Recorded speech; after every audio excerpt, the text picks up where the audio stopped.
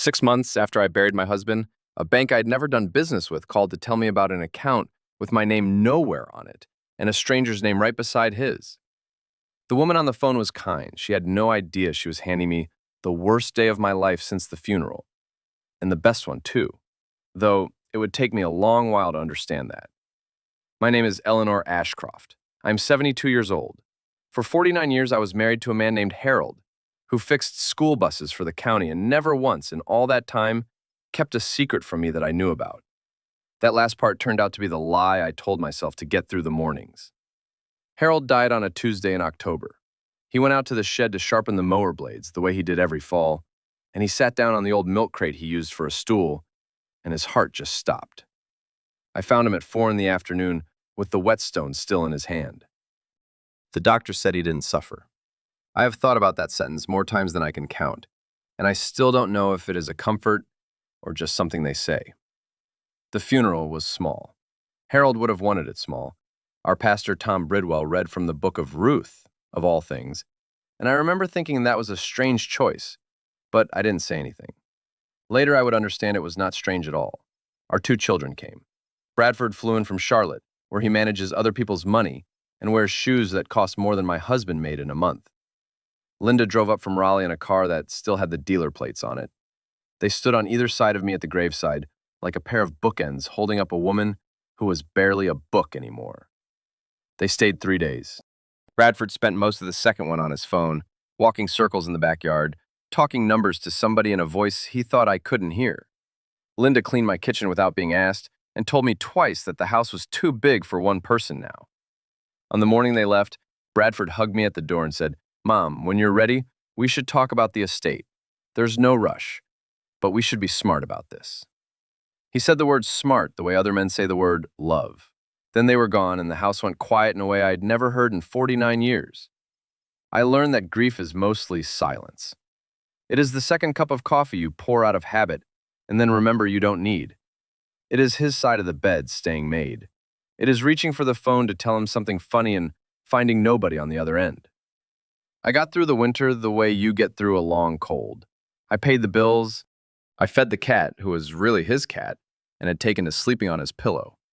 I went to church on Sundays and sat in our pew and let people I'd known for decades pat my hand and tell me he was in a better place. I nodded. I said thank you. I did not tell them that I did not want him in a better place. I wanted him in the shed, sharpening blades, complaining about his knees. 6 months. That is how long it takes for the casseroles to stop coming and the phone to stop ringing. 6 months to the day, almost, from that Tuesday in October, my phone rang on a gray afternoon in April, and a woman named Denise from First Cascade Bank asked if she was speaking with the widow of Harold James Ashcroft. I said yes. My throat had gone tight the way it did every time a stranger said his full name, because that was how the official world spoke of him now, in 3 formal pieces. Harold James Ashcroft, like he was a document and not a man. "Mrs. Ashcroft, I'm sorry to bother you," Denise said. "We've been trying to reach the co-owner of one of our accounts.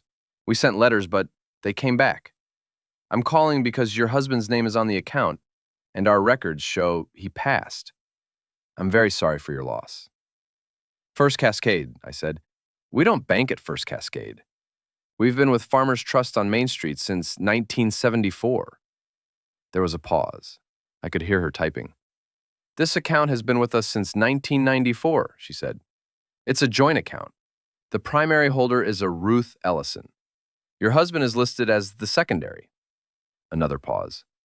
"Ma'am, do you know a Ruth Ellison?" I sat down on the arm of the couch. The cat lifted his head and looked at me. "No," I said. "I don't know that name." I want to tell you exactly what went through me in that moment, because it was not one thing. It was a cold weight that started in my chest and went down into my stomach and sat there. Ruth. A woman's name. 1994. That was 30 years of my marriage. 30 years I thought I could account for, every one of them. And now there was a bank in a town I rarely visited, holding an account with my husband's name and a woman's name, and mine nowhere on it. Denise was still talking. She was explaining that because Harold was deceased and Ruth Ellison could not be reached, there were legal steps. and I might need to come in with a death certificate. And did I have any way to contact Ms. Ellison? I heard about half of it. I said I would come in. I wrote down the address on the back of an electric bill because my hands wouldn't hold the pen steady enough to find a proper piece of paper.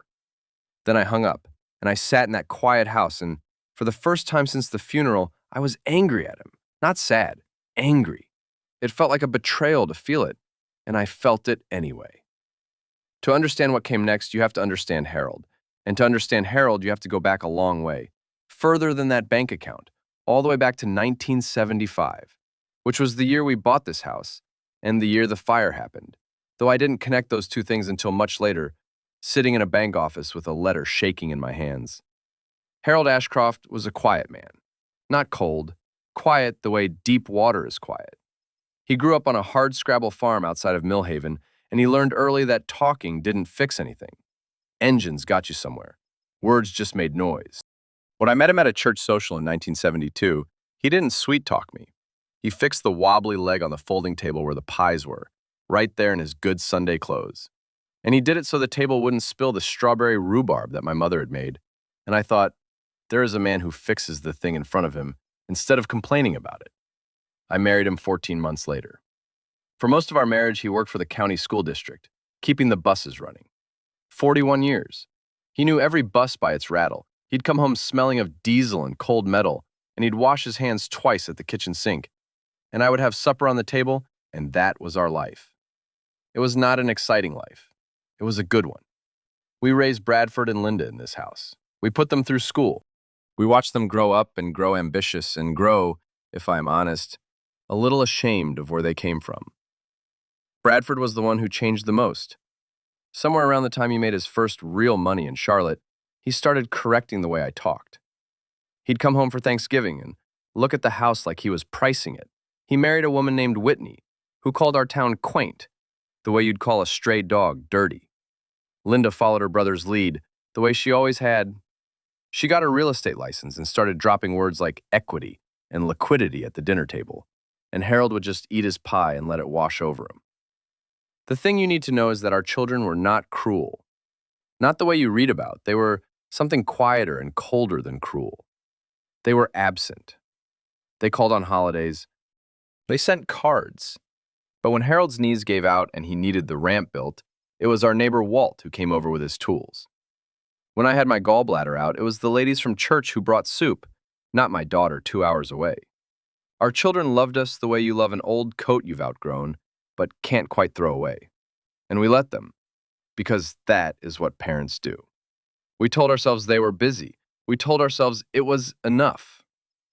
So when Bradford said we should be smart about the estate, I already knew what he meant.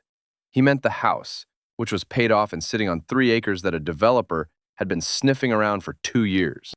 He meant Harold's small pension and the life insurance and the modest savings we'd built at Farmers Trust, dollar by careful dollar, for a rainy day that had finally come and gone without us ever spending it. Because Harold's idea of a rainy day was always worse than any rain that actually fell. What Bradford did not know about, what none of us knew about, was Ruth Ellison and an account at First Cascade Bank that had been quietly holding its breath since 1994. I did not go to the bank right away. I am ashamed to say I spent 3 days imagining the worst. I lay awake and I did the math on 30 years of marriage. I remembered every business trip, every late night at the bus barn, every Saturday he spent running errands. I built a whole second life for my husband in my head, a life with a woman named Ruth, and I hated him for it. And I hated myself for hating a dead man who could not defend himself. On the 4th day, my neighbor Walt found me sitting on the porch steps at 7 in the morning, still in my robe, and he sat down next to me without a word. Walt is 76, and he lost his own wife, Dorothy, 4 years back. He knows the shape of grief the way a farmer knows weather. "You haven't eaten," he said. It wasn't a question. He'd seen the milk still on the porch. "Walt," I said, "did you know Harold?" He laughed a little. 40 years, I'd say so." "Did you know all of them?" He was quiet for a while. Then he said, "Nobody knows all of anybody, Eleanor, but I knew Harold was a good man. I'd stake my life on the parts I didn't know being good ones too." I didn't answer, but something in me steadied. Walt got up, and he came back 20 minutes later with 2 eggs and toast on a plate. and he made me eat it on the porch while the sun came up. Then he said, "Whatever it is, you go find out. Don't let it sit in your head and rot. The truth is almost never as bad as 3 days of your own imagination." He was right and he was wrong. The truth was not what I feared. It was heavier than that, and better. First Cascade Bank was in Bidwell, the next town over, a place we only ever drove through on the way to the county fair. The branch was small, brick with a flag out front. Denise turned out to be a round-faced woman in her 50s who took one look at me and got me a cup of coffee before I'd even sat down. I had the death certificate in my purse and my whole body braced like a woman waiting for a doctor to say the word nobody wants to hear. She pulled up the account. She turned the screen a little so I could see, which I don't think she was supposed to do. The account had been opened in March of 1994. The balance made me put my coffee down. $214,000. I actually laughed. It came out of me like a hiccup, high and strange. $214,000. Harold Ashcroft, who reused tea bags, who drove the same pickup for 22 years, who argued with me about turning the thermostat past 68, had a fortune sitting in a bank 2 towns over with a strange woman's name on it. "There's also a safe deposit box," Denise said gently, "attached to the account. Your husband paid the annual fee every year. It was paid up through next spring." She hesitated. "Mrs. Ashcroft, legally this is complicated, because the account is Ms. Ellison's primarily, and your husband was the secondary. But there's a note in the file. Your husband came in about 2 years ago and left instructions. He named you by name as the contact if anything happened to him. He left a letter with the box." She looked at me. "He knew you didn't know. He set it up so you'd find out this way. I've been doing this 30 years and I've never seen anything quite like it."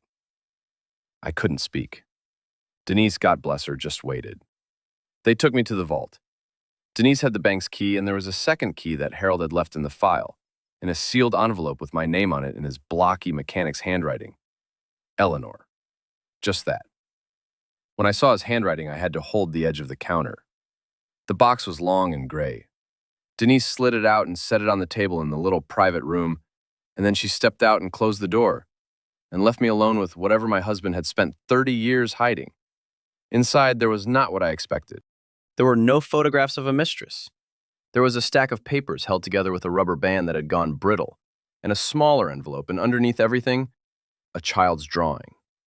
A drawing done in crayon, a house with a big yellow sun and 4 stick figures, and at the bottom, in the shaky letters of a small child, it said, "Thank you, Mr. Harold." I opened the letter last. I read the papers first, and I need to tell you what they were because they're the whole story. They were receipts, 30 years of them, payments twice a year, every year from that account. Some were to a care facility called Cedar Grove.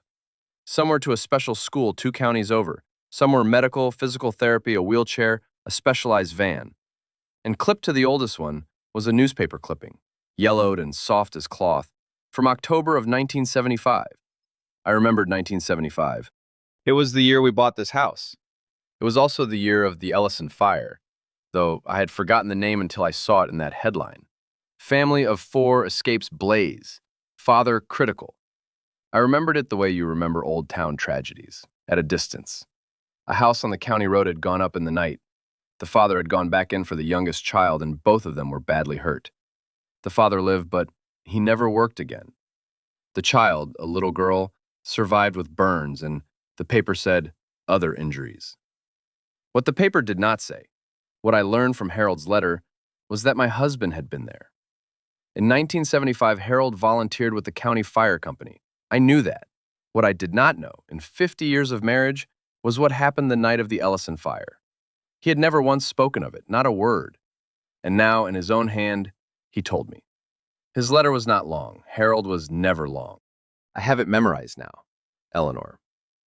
If you're reading this, then I'm gone and you found the box. And that means you know about Ruth. I should have told you a long time ago. I couldn't find the way. Every year I meant to, and every year I let it wait. I was a coward about this one thing, and I'm sorry. The night of the Ellison fire, I was first on the hose. There was a little girl in the back room. I could hear her. I froze, Elle. I don't know how else to say it. The heat came at me and something in me locked up, and I could not make my legs go through that door. Bill Ellison went in past me. He was her daddy. He carried her out and the roof came down on both of them on the way. He saved her. I stood there and I did not. She lived. Ruth, she was 4. She had burns and her back was hurt bad and she never walked right after. Bill lived too, but he was never the same, in his body or his mind, and he passed in 1993. Her mother was already long gone. After Bill died, there was nobody. So I started the account. I put in what I could. I never let it be much at once because I didn't want you to notice, and I didn't want to explain. And that was wrong of me, keeping it from you. But I couldn't carry the shame and the telling both. Ruth is grown now. She has a son, Danny, who was born with troubles of his own. The money goes to his care. It is not charity, Elle. It is a debt. I owed that family a door I couldn't walk through. I have been trying to walk through it for 30 years with the only thing I had, which was money and quiet. You are always braver than me. You'll know what to do better than I did. Take care of them if you can. I love you. I've loved you every single day, even the days I was hiding this, especially those. Harold. I don't know how long I sat in that little room. Denise knocked once, softly, and I told her I needed a few more minutes, and she left me be. I read the letter 3 times, and I will tell you the strangest thing. The anger was gone, every bit of it, because the man in that letter was exactly the man I had married. Of course he did this. Of course he carried it alone. Of course he thought the fixing mattered more than the saying. It was the most Harold thing he had ever done, and he had done it for 30 years, in the dark, asking nothing. And he had trusted me at the very end to finish it. I took the box home. Legally, there were forms and waiting periods, and Denise walked me through all of it. But the short of it is that Harold had arranged things carefully. He'd used a lawyer over in Bidwell, a quiet man named Aldous Pruitt, and everything was in order. His intent was clear on paper. The account and the responsibility that came with it could pass to me. That should have been the end of it. A sad, beautiful secret finished. But I have not told you yet about my children, and about what money does to people who have decided they are owed it. I made the mistake of telling Linda, not the whole of it, just that there had been another account and money in it, more than we'd known about. I told her because in that first week I was overwhelmed, and I needed to say it out loud to someone who shared his blood. I should have known better. Linda listened very quietly, and then she said she'd call me back. And 40 minutes later, my phone rang and it was Bradford, in his Charlotte voice, the smart voice. "Mom," he said, "Linda tells me there's another account, 200 grand? Mom, why am I hearing about this from my sister?" "Bradford," I said, "it's complicated. It isn't really ours. It has Dad's name on it. Of course it's ours. Mom, listen to me. This is exactly the kind of thing I've been trying to protect you from. There are people who take advantage of widows. I need you to not sign anything, not touch anything, until I can look at it. I'll have my guy pull the account. Whose name is on it with Dad's?" I did not want to say her name into that phone. It felt like handing a stranger a candle in a dry field. But he pushed, and I was tired. And I said, "A woman named Ruth Ellison." The silence on the line was a different kind of silence than grief. It was the silence of a calculator working. "A woman," Bradford said slowly. "Dad had a joint account with $200,000 in it with a woman we've never heard of for 30 years. And you're telling me it's complicated." His voice had gone hard and pleased at the same time, the way it does when a man thinks he has caught you in something. "Mom, do you understand what this looks like? Dad had a second family, or he was being scammed, or both. Either way, that money is estate. That money is ours. I'm getting on a plane." "Bradford," I said, "don't, please. Let me explain." But he had already decided. My son had built a story about his father in the length of one phone call. And it was an ugly story, and he liked it, because an ugly story about a hidden woman turned $200,000 into something he was owed. He hung up to book a flight. Linda called back twice. I let it ring. Bradford arrived on a Thursday with a lawyer of his own, a slick young man in a gray suit who called me ma'am and looked at my house the way Bradford did, like a number that could be bigger. Linda drove up that same evening. They sat in my living room, the room where their father had read the paper for 40 years, and they laid it out for me like a business plan. They were going to challenge the account. They were going to argue that Harold had not been of sound mind or had been defrauded by this Ruth Ellison. And either way, they were going to claw that money back into the estate, where it would be split 3 ways. And they were generous enough to remind me that my third would keep me comfortable. "We're doing this for you, Mom," Linda said. "You're not thinking clearly right now. You just lost Dad. You can't be expected to make these decisions." I looked at my daughter and I looked at my son, and I understood something that took the last of the air out of me. They had not asked a single question about the fire. I had told them that first night, in pieces, the whole story. Ruth and Bill Ellison and the burning house and their father freezing in the doorway. And it had not touched them at all. They had heard a confession of the deepest shame of their father's life, 30 years of quiet penance, and the only thing they had extracted from it was a number and a target. "Bradford," I said, "did you hear anything I told you about the fire?" He sighed the way he does. "Mom, I'm sure it's a very moving story. Ellison probably told it to Dad to hook him. That's how these things work. Vulnerable old man, guilt, a sad story, 30 years of payments. It's textbook elder fraud, and honestly, it's a little suspicious that you're defending it so hard." There it was. The thing about people who have decided they are owed something. They cannot imagine anyone else acting from anything but the same hunger. Harold's 30 years of love looked, to his own son, like a con, because Bradford could not conceive of a man giving money away for any reason but being tricked. I did not argue with him that night. I have learned that arguing with a certain kind of certainty only feeds it. Instead, the next morning after they'd gone to their motel, I called the number on the oldest receipt in the box. It was for Cedar Grove, the care facility, and I asked if I could come and see Ruth Ellison and her son, Danny. Ruth Ellison was 63 years old. She lived in a small apartment attached to Cedar Grove, where her son received his care, and where she worked in the office 3 days a week as a way of being near him. When I knocked on her door and told her who I was, she went so pale I thought she might faint, and then she started to cry, and she pulled me inside like I was family, because in the only way that mattered, I was... She knew about Harold. Of course she did. Not everything. She did not know he had frozen in the doorway. All these years he had let her believe he was simply a kind man from the fire company who had never forgotten. She knew he sent the money. She had tried, over the decades, to thank him, to meet him, and he had always kept it at arm's length. A check, a note, no visits. She thought it was modesty. She never knew it was shame. "He saved Danny's whole life," she told me, sitting in her small, clean kitchen with a photo of my husband on the refrigerator, a photo I had never seen, of Harold standing awkward and proud beside a wheelchair, taken at some distance. The state was going to move Danny 3 hours away to a place that was more like a warehouse. "Your husband made sure he could stay here, near me. Every good thing in my son's life, Mrs. Ashcroft, has your husband's fingerprints on it, and I never once got to shake his hand." Danny was 31. He had the mind of a much younger boy and the sweetest face I have ever seen. When Ruth introduced me and told him I was Mr. Harold's wife, his whole face opened up like a window in spring. He couldn't say much, but he took my hand in both of his and he said, Mr. Harold fixes it." And Ruth explained, wiping her eyes, that whenever anything in Danny's world broke, a toy, a wheelchair, a promise, Danny would say that Mr. Harold would fix it. Because in 30 years, one way or another, Mr. Harold always had. I drove home that afternoon and I did not cry until I was in my own driveway, and then I cried until it was dark. Not from grief, from a kind of terrible pride. I had spent 3 days believing my husband had a secret lover. What he had instead was a secret conscience, and he had fed it, quietly, for 30 years, with the same steady hands that fixed the wobbly pie table the day I fell in love with him.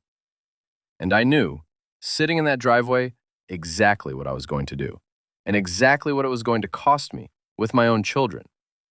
I told them no. I told them at my kitchen table, the three of us, with Harold's letter and the child's crayon drawing lying between us. I read them the letter out loud, the whole thing, in his voice as near as I could make it. I told them about Danny taking my hand. I told them their father had spent 30 years and $214,000 trying to walk back through a door that fear had closed on him in 1975, and that I was not going to let them turn his one act of grace into a lawsuit. I told them the money and the responsibility were mine now, and I intended to keep every promise Harold had made and to make more of them. Danny would be cared for as long as I drew breath. And I was going to see the lawyer, Mr. Pruitt, about setting up a proper trust so that Danny would be safe even after I was gone too. Bradford's face did something I'd never seen it do. It closed. "You're giving away my inheritance," he said, "to a stranger, over a story." "It was never your inheritance," I said.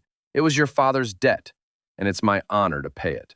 "This is dementia," Linda said, but she said it without conviction, because she had seen the drawing, and I think some small buried part of my daughter had recognized, in that crayon house with its yellow sun, something she'd lost a long time ago and could not name. Bradford stood up. "If you do this," he said, "I'm going to fight it. I'll have you evaluated. I'll take you to court, Mom. Don't make me do that." I looked at my son and I felt the last thing break that had been holding on since the funeral. And underneath the breaking there was, God help me, a strange calm. "Then you'll take me to court," I said. "But you should know something first, Bradford. Your father left more than money in that box. He left everything. The receipts, the letter, 30 years of records, everyone dated, everyone signed. Mr. Pruitt has copies.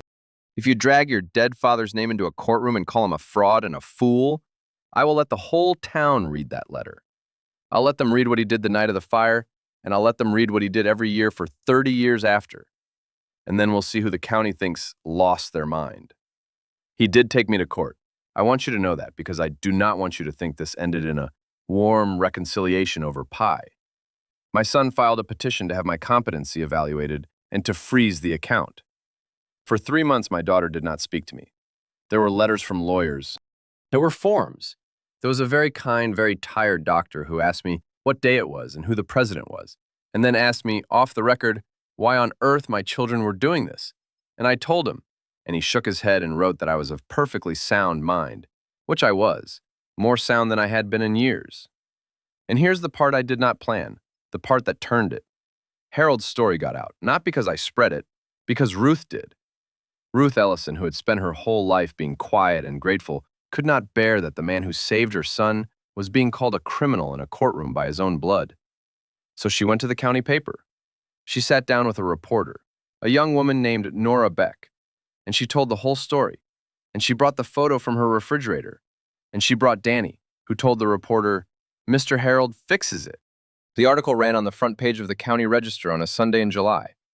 The headline said, "The account he kept for 30 years. It told about the fire in 1975, about Bill Ellison going in past the frozen young fireman, about that young fireman spending the rest of his life trying to make it right in the only currency he trusted, which was money and silence and steady, secret care. It named Harold. It named the school district where he fixed buses for 41 years. And because Nora Beck was a thorough young woman, it mentioned, near the end, in one devastating sentence, that the fireman's own son, an investment manager from Charlotte, was currently in court attempting to seize the account and dissolve the care of the disabled young man it supported. I did not have to say a word. The town said it for me. The church I had sat in alone for 6 months of Sundays filled up around me. Walt drove me to the courthouse the day of the final hearing, and there were people from town in the gallery, people I'd known for 50 years, and they were not there for Bradford. Pastor Bridwell was there. The ladies who'd brought me soup were there. Even old Dale from the hardware store, who I'm not sure had been inside a building without a lawnmower in it in a decade, was there. Bradford dropped the petition before the judge could rule.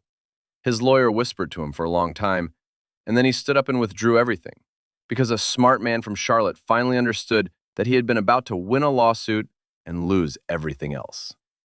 The account was mine. Danny was safe. It was over. Bradford did not speak to me at the courthouse. He walked out fast with his gray-suited lawyer trailing behind, and he drove to the airport, and he flew back to Charlotte. And for a long time, that was the end of him. I won't pretend that didn't hurt. A mother's arms are built to hold her children, and mine held nothing but air for a good while. Some prices you pay, even when you're right, maybe especially when you're right.